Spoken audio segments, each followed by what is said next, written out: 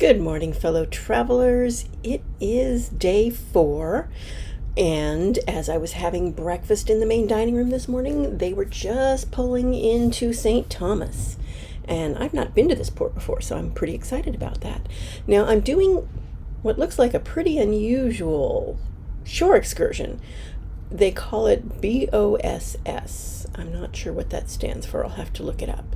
But basically what it looks like is it's kind of a underwater scooter with a helmet thing so you can breathe and you're tootling along. You're not like riding on the ocean floor, you're just kind of putt-putting, so to speak. And you do that underwater. It looked like it wasn't more than about 6 or 8 feet underwater, and they take you to some place that has lots of fish, and then you get to go effectively underwater snorkeling on a scooter. Should be different. I'm looking forward to it. I've also not been to St. Thomas, and so that's going to be fun. I always like it when I have a new port that I haven't visited before. And so that's my plan for the day. I don't think I have anything crazy after that planned, so we'll see what the day brings us. I figured I'd better get something from the main dining room for breakfast this time, since it was going to be a busy day, and I was right.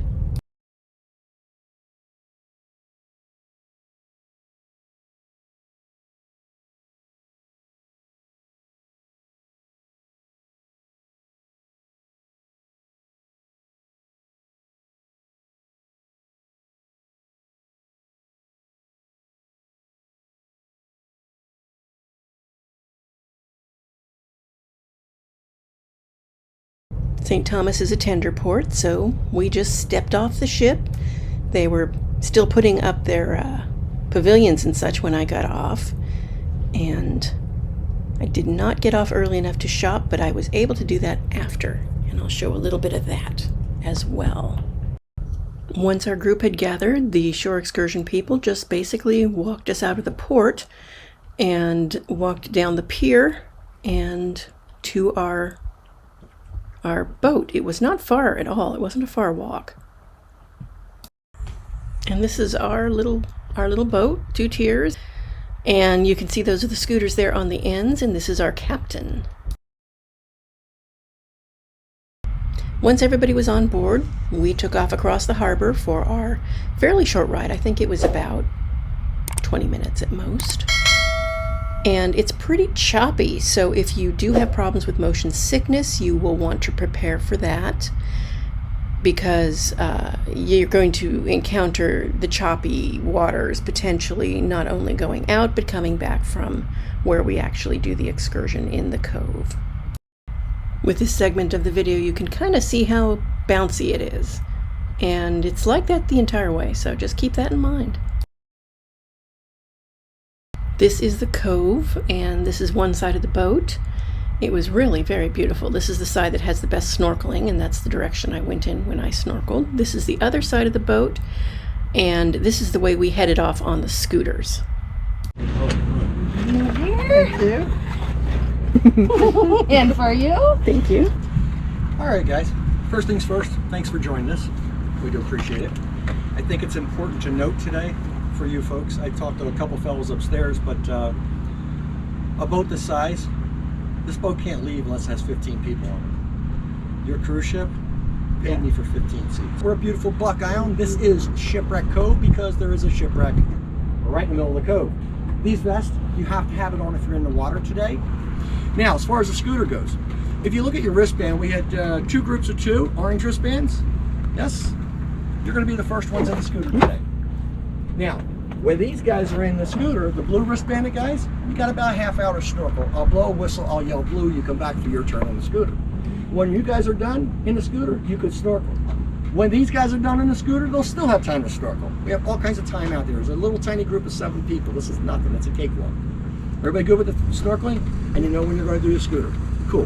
When we're done the briefing, orange wristbanded people come to the back of the boat. What we'll see when we get back there is going to be 4 scooters in the water, underwater, floating. The only thing sticks out of the water will be the buoy above my fingers, and each buoy has a number on it. Each number is different because each scooter is actually different. don't get in the scooter till the diver tells you to. When you get to the scooter, all you need to do, just reach up, grab the top of that buoy, pull it down to you. If your feet are under the center of your body like mine are now, this is what you look like in the water. You don't even have to kick. When the diver's ready to deal with you, the diver's going to go forward of the scooter, turn on that air tank. Once they do, this entire bubble fills up with air this far. Now that scooter will float to the surface of the water. Now your buoy and your scooter will look something like this. Now next thing that's going to happen is the diver's just going to say a few words to you. All they're going to tell you to do is, okay man, let go of that buoy.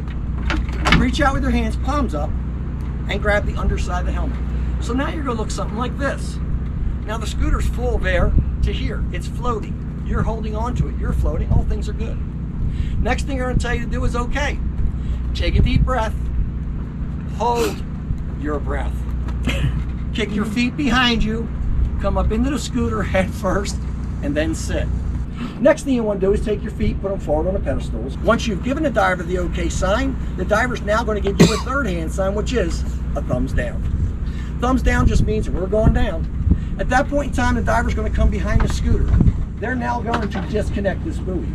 Once they disconnect this buoy, the scooter's now free to go down until it gets to its maximum depth of 8 feet to your head. Now, while it's going down, each and every one of you, no exceptions, you must equalize your ear and your sinus air spaces. The way we equalize these air spaces is very simple.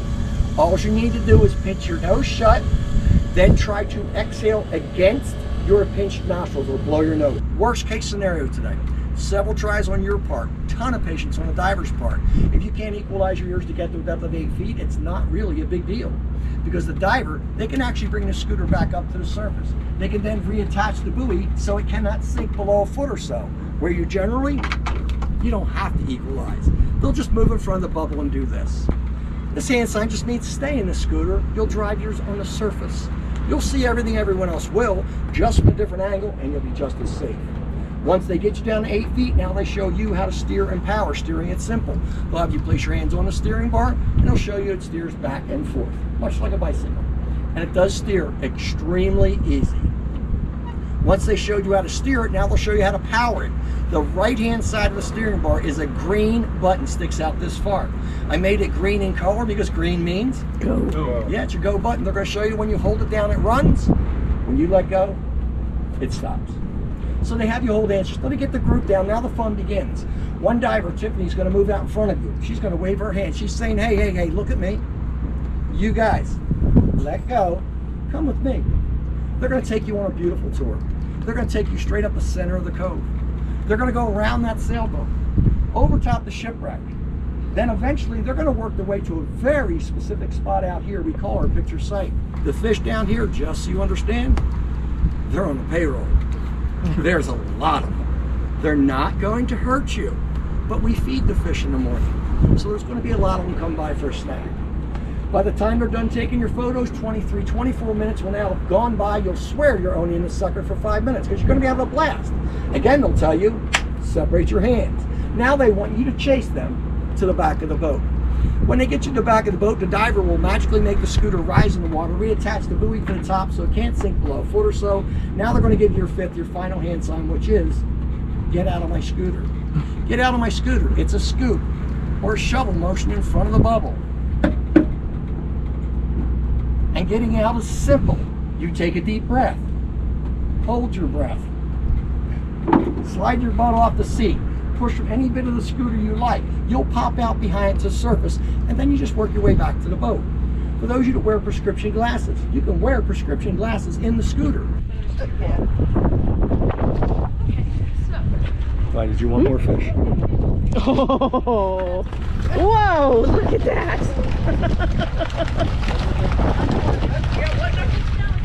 Whoa. Go around our boat. Wow.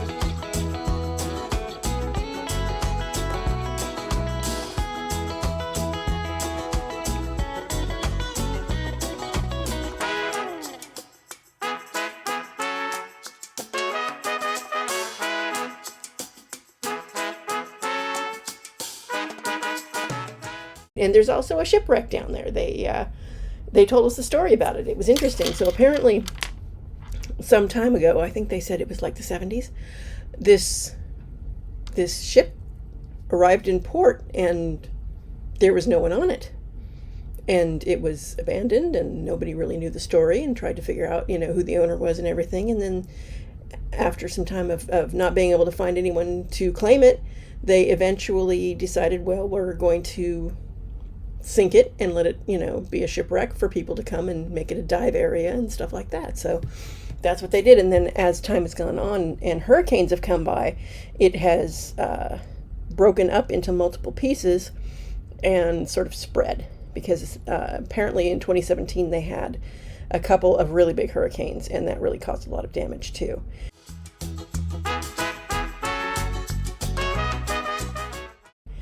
The captain told us that his wife, who is the diver you will see in this video, has been feeding these fish for so long that they know what she looks like. And even if she doesn't have any food with her when she goes in the water, they all follow her.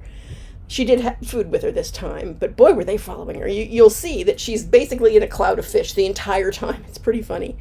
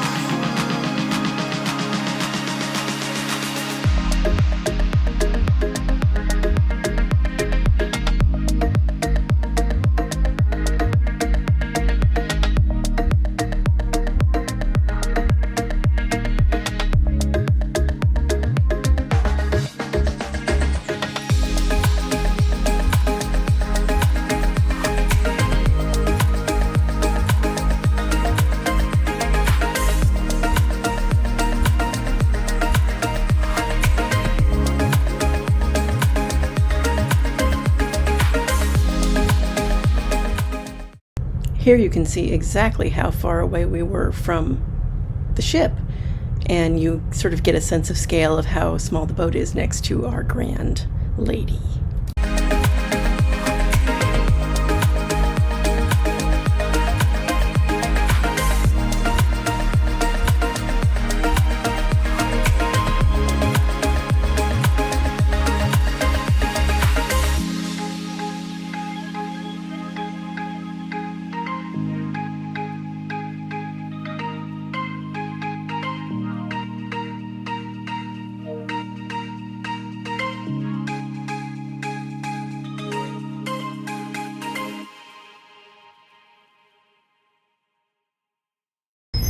Shopping area right outside the port.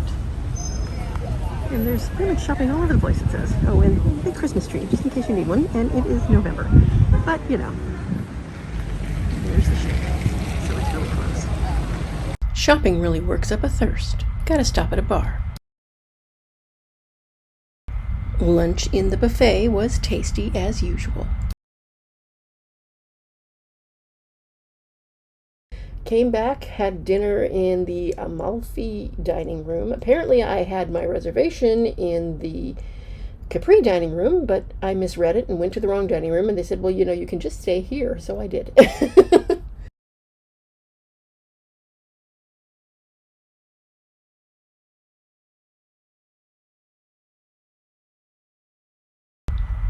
I ended up with the ramen and the turkey hot pot. And then, of course, I had to at least look at the dessert menu, although I really didn't have any room for it, so I wound up just refraining from getting dessert. Just in case you wanted to see what it was like. I figured I would, you know, take a look at it and show it to you.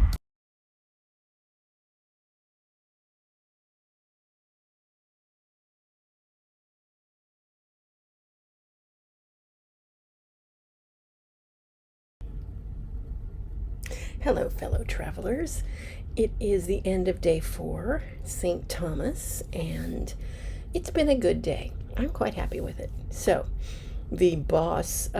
excursion, and I'll put the information in the description below, is basically it's a scooter with a helmet on it that has a tank attached that blows air into the helmet, fills it up with air, and so you dive under and get into the helmet, and you can breathe in there. It also has a buoy on the top, and it's a scooter. And so once you're under and you've got your head in, because it's important to put your head in first, then sit down on the scooter. Otherwise, people apparently bonk their heads trying to get in if they try and sit down first. And that doesn't work very well underwater. It was really, really interesting. It's kind of like sort of a sample of what diving is like. Kind of a cross between diving and snorkeling, even, you know. I think that if you have a hard time swimming, that this might actually be nice for you, because you're basically, once you get up and you have the helmet over you, you're sitting on a scooter and you're steering, and there's one green button that is go, and you press that and you go. There are ocean currents that you have to kind of fight. So steering it isn't as straightforward as you would think it would be, but you know, you get the hang of it and you figure it out, and you know, it's fine. But yeah, it was really a good excursion. I liked it a lot, and yeah, I would recommend it. That was really good. It says, important advisory. The following information is regarding our visit to Dominica tomorrow. Enchanted Princess will be docking at Woodbridge Bay Port, and only guests who have booked Princess Shore excursions will be permitted to leave the port area due to local health regulations. Self-exploration and independent tours are not currently being offered. There is a shopping area featuring local artisans located within the port area, which all guests may visit even if you are not taking a Princess Shore excursion. Guests proceeding ashore will also undertake a temperature check where scanners have been put in place on the dock to pass through. If you wish to book a Princess Shore excursion, of course, they will be happy to accommodate you. But yeah, this is the first port where we've seen this. All the other ports have allowed us to wander about without any kind of restrictions. So Dominica apparently has different rules. So good to know if you are looking at taking this route that will take you to Dominica, what's going on there and what your options are. Okay, so Lo Su signing out.